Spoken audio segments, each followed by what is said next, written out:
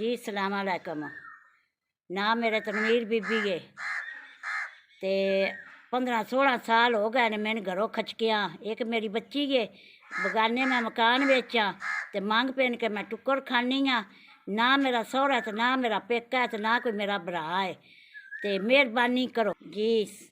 मेरे खामद में तलाक दे छड़ी आई तो बच्ची मेरे कोल है तो मैं बगानी बेली च लैके बैठी हाँ। 15-16 साल हो गए मंग पेन के असी अपना मावां दियां रोटी पानी खानियां।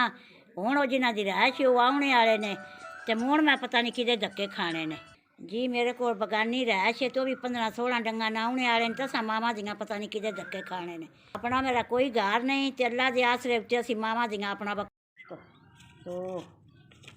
3 4 5 6 अल्लाह मौला तुहानू सुख देवे, अल्लाह तुहानू बाड़ा देवे। तुहाडा गलिया 4000 रुपया है, अल्लाह तुहानू बाड़ा देवे ते चोखे तुसी सन दिओ।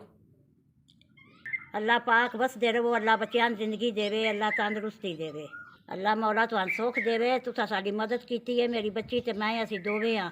अल्लाह पाक तुहानू बाड़ा देवे,